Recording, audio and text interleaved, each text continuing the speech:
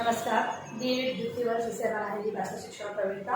आज हम अपनी टॉपिक के अंतर्गत पढ़ेंगे जो लेखन कौशल है उससे पूर्व की अपेक्षाओं के बारे में जानेंगे कि लेखन कौशल का विकास एक शिक्षक अपनी कक्षा के अंतर्गत विद्यार्थियों में करवाना चाहता है तो उससे पहले किन अपेक्षाओं कौन सी अपेक्षाएं जरूरी है। क्योंकि हम ये कहें कि बालक ने कभी पेंसिल पकड़ना ही नहीं सीखा है तो आप उन्हें लिखना किस प्रकार सिखाएंगे। और जो उच्च प्राथमिक कक्षाएं हैं यहाँ पर आकर बालक अपनी रुचि अपनी योग्यता के अनुसार ये कहें कि स्वतंत्र लेखन करने की भी योग्यता उनमें विकसित हो जाती है। तो अगर यहाँ आकर बालक ने मानो तो क्योंकि हम लोग देखते हैं कि जो सरकार ने जो योजना चलाई है कि निःशुल्क और अनिवार्य शिक्षा सभी को दी जाए, इसके अंतर्गत बहुत सारे नियम बताए गए हैं और इसमें ऐसा भी है कि जो बालक कभी विद्यालय गया ही नहीं है लेकिन उसकी जितनी आयु है उसी के आधार पर उसे प्रवेश दिया जाए। अब बालक कभी विद्यालय नहीं गया है, मान लो उसकी आयु हो गई है कक्षा 6ठी में, वो प्रवेश की आयु के योग्य हो गया है और कभी विद्यालय नहीं गया है तो कक्षा 6ठी में उसे प्रवेश देना होगा। चूँकि अब वो विद्यालय कभी नहीं गया तो उसे भाषा का ज्ञान या किसी भी चीज़ का ज्ञान तो है ही नहीं। तो अब एक अध्यापक के आगे ये समस्या आती है कि उस विद्यार्थी को किस प्रकार वो उसके अंदर किस प्रकार लेखन की कुशलता का विकास वो करे। तो अध्यापक को कुछ ऐसी अपेक्षाएं रखनी होगी और कुछ ऐसी, वैसे तो इनके लिए ब्रिज कोर्स करवाया जाता है और उसी के बाद उन बच्चों को प्रवेश उस कक्षा में दिया जाता है। लेकिन 3 महीने का कोर्स और जो 5-6 साल की जो पढ़ाई होती है उनमें फर्क होता है। तो इस बात को ध्यान में रखते हुए एक अध्यापक को अपनी कक्षा में शिक्षण करवाना होता है। अब यहाँ पर ऐसे कुछ अपेक्षाएं होती है उनको ध्यान में रखते हुए शिक्षक शिक्षण करवाएगा जिससे कि बालक के अंतर्गत लेखन की कुशलता का विकास अच्छे तरीके से हो सकता है। तो आइए उन अपेक्षाओं की चर्चा हम इस वीडियो में करेंगे। तो पहला है बच्चा, ठीक है, बच्चा सुनकर चीजों को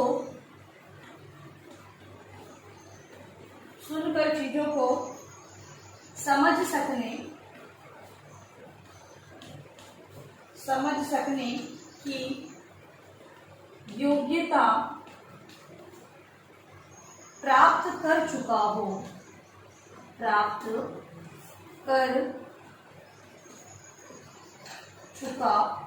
होगा। एक अध्यापक अपने लेखन के अंदर लेखन की कुशलता का विकास बालकों में करे तब उसे ये मतलब कि बालक के अंतर्गत ये चीज देखनी होगी कि बालक किसी चीज को सुनकर उन चीजों को समझ आए। जैसे कि आपने कहा कि विद्यालय, तो उसके दिमाग में ये विद्यालय शब्द आ जाए, क्योंकि लिखना है तो ये विद्यालय शब्द उसके दिमाग में आ जाए कि मुझे इस प्रकार से लिखना है। अब इस शब्द को उसने सुना, समझा और उसकी योग्यता क्या विकसित हुई, अर्थ को ग्रहण किया, विद्यालय जिसमें मैं पढ़ रहा हूँ, ठीक है। तो ये सारी समझ उसमें विकसित हो सके तभी उसका लेखन सही लेखन कहलाएगा, यानी लेखन कौशल का विकास उसमें हो चुका है। तो इस चीज को ध्यान में रखना होगा। अगला है बालक सुनकर प्रतिक्रिया करने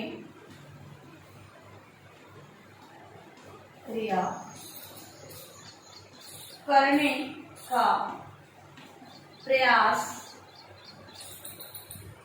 करता होगा। अगली अपेक्षा एक अध्यापक को कक्षा में देखना होगा कि अगर अध्यापक कुछ कह रहा है और बालक उससे संबंधित प्रतिक्रिया करे। जैसे कि अध्यापक अगर मान लो श्रुतलेख कर रहा है, मान लो कि श्रुतलेख वहाँ पर करवाया जा रहा है तो अध्यापक उन्हें कहे कि आप जहाँ पर अध्यापक रुक रहा है विद्यार्थी वहाँ सुनकर रुक भी रहे हैं, है ना।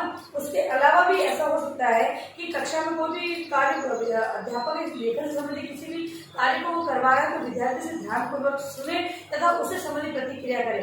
जब लिखने के लिए कहा जाए तब लिखे और जब रुकने के लिए कहा जाए तो रुके। इसके अलावा जब अगर मान लो अध्यापक है कॉम्पिटिशन के अलावा या तो कक्षा के अंदर तो किसी कार्य को जैसे शब्दार्थ लिखने के लिए दे रहा है तो शब्दार्थ को किस प्रकार विद्यार्थी को ये ज्ञान होना चाहिए कि अध्यापक ने शब्दार्थ लिखने के लिए कहा है तो शब्दार्थ होते क्या है उसे किस प्रकार, क्योंकि इस कक्षा में आकर बालक है वो कक्षा कक्षा में अध्यापक द्वारा दिए गए जो निर्देश होते हैं उनको पालन करते हुए अपने कार्य को करता है। तो अगर अध्यापक ये देखे कि अध्यापक कह रहा है लेकिन विद्यार्थी नहीं कर रहा है, तो उसमें उचित प्रकार का लेखन कौशल का विकास नहीं हो पाएगा। तो इस बात का ध्यान रखा जाए कि जो सुनकर वो प्रतिक्रिया करने का प्रयास कर रहा है या नहीं कर रहा है। अगर नहीं कर रहा है तो लेखन के विकास में समस्या आएगी। इस हेतु अध्यापक को इस चीज को भी ध्यान में रखना होता है। अगला है बच्चा अपने आसपास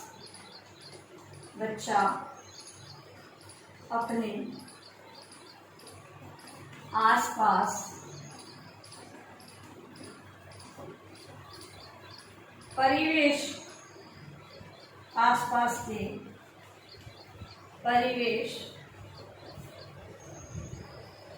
चीजों एवं स्थितियों के प्रति प्रतिक्रिया व्यक्त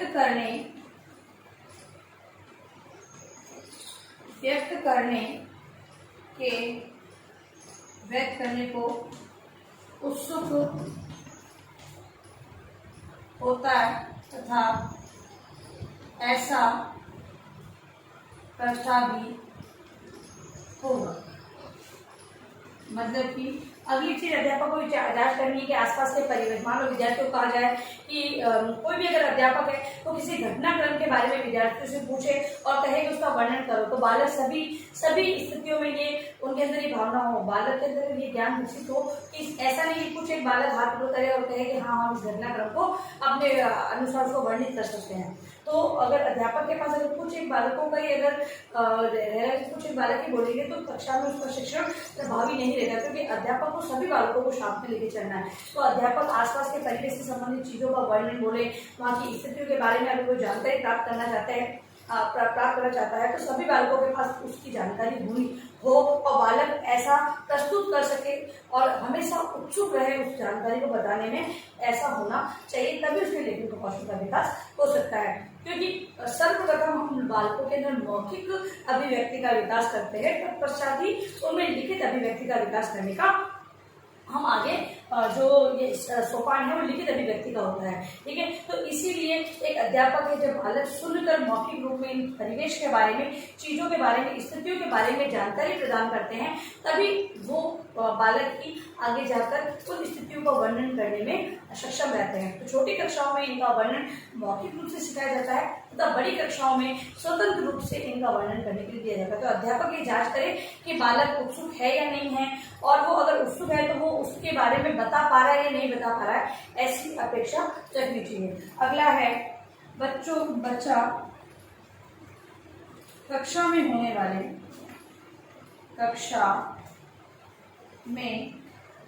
होने वाली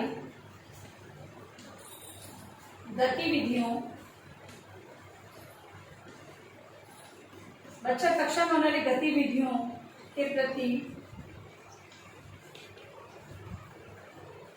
जिज्ञासा रखता होगा। अगली चीज ये ध्यान में रखनी है कि जब भी कक्षा में, जैसे कि मैंने बताया कि अध्यापक है, क्योंकि आज जो चल रही है सतत व्यापक मूल्यांकन की जो प्रक्रिया चल रही है, तो कक्षा में अध्ययन करवाते हुए, शिक्षण का कार्य करवाते हुए एक अध्यापक है वो अपना मूल्यांकन कर सकता है। तो विभिन्न प्रकार की गतिविधियां को एक अध्यापक को अपनाना होगा, और विद्यार्थी जब तक इन गतिविधियों के प्रति जिज्ञासा नहीं रखेगा, जानने की इच्छा उसके अंदर नहीं होगी, उनमें भाग लेने की इच्छा नहीं होगी, तब तक बालक के अंदर इन कौशलों का विकास संभव नहीं है। इस हेतु एक अध्यापक को ध्यान रखना होगा कि विद्यार्थी जिज्ञासु है या नहीं है। अगला है बच्चा प्रश्न कौशल। बच्चा प्रश्न करने के कौशल को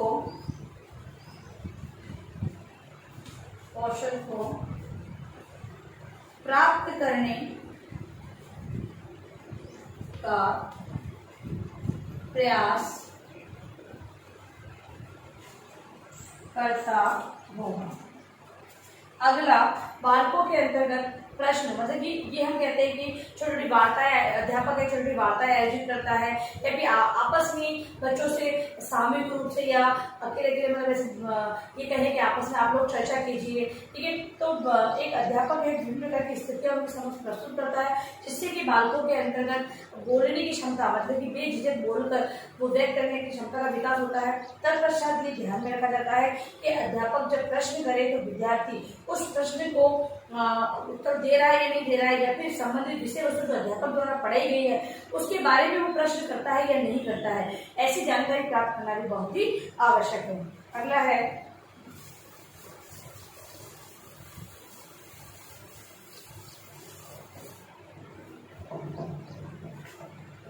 बालक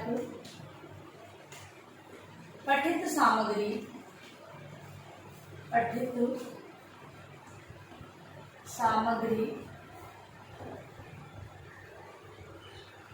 के प्रति उत्सुकता एवं लालसा रखता है।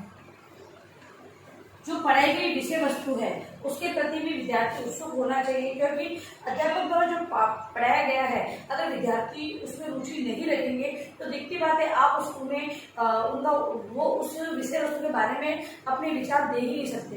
तो इस हेतु एक अध्यापक को ध्यान में रखना होगा कि सर्वप्रथम वो पाठ में अपनी रुचि रखे, विषय वस्तु जब अध्यापक समझाए तो उसमें पूर्ण रूप से लालसा रखते हुए उस विषय वस्तु को समझे, तभी उसके प्रति वो उत्तर दे सकेगा। तो उत्सुकता को भी ध्यान में रखना होता है। अगला है बच्चा कक्षा में अध्यापक द्वारा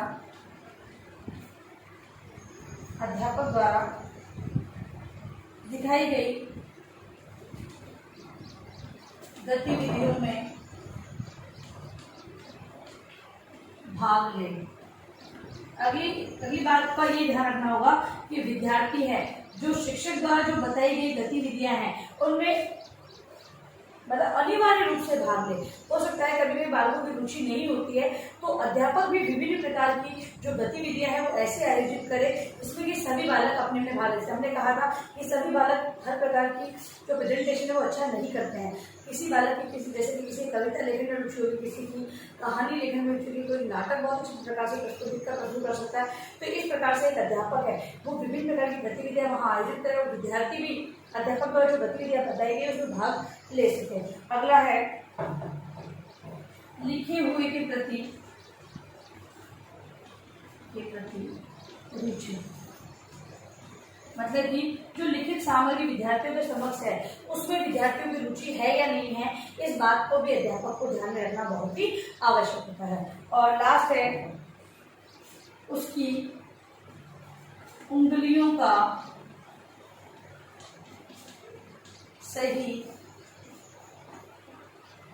परिचालन या अभ्यास।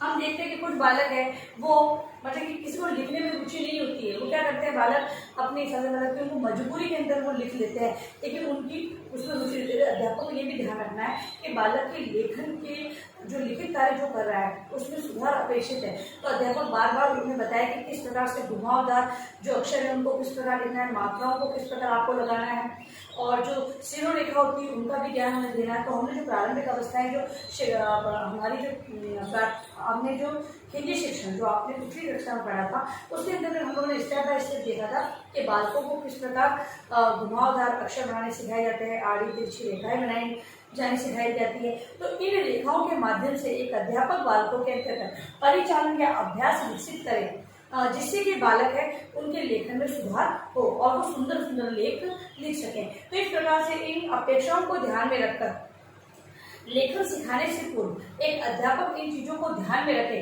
क्योंकि उच्च प्राथमिक स्तर का बालक अब अपने आप में स्वतंत्र लेखन कर सकता है। इस हेतु एक अध्यापक को इन चीजों को ध्यान में रखना है कि बालक में ये चीजें विकसित हुई भी है या नहीं हुई है। नहीं हुई है तो आप आगे की क्रिया उन्हें नहीं सिखा सकते हो। इस हेतु इन अपेक्षाओं को ध्यान में रखकर एक अध्यापक को शिक्षण कार्य करवाना चाहिए। अब देखिए गृह कार्य प्रश्न आपका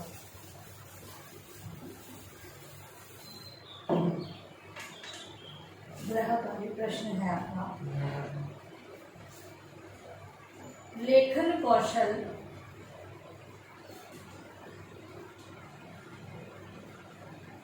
के पूर्व की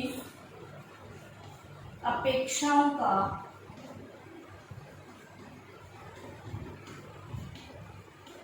वर्णन करें। और अंत में इस महामारी के दौरान में कम से कम आवश्यक कार्य होने पर घर से बाहर जाएं। बाहर जाते 3 बातों का विशेष ध्यान रखें। मास्क लगाएं, सोशल डिस्टेंस बनाएं और हाथों को वापस से सैनिटाइज करते रहें। सुरक्षित सभी का ध्यान रखें। धन्यवाद।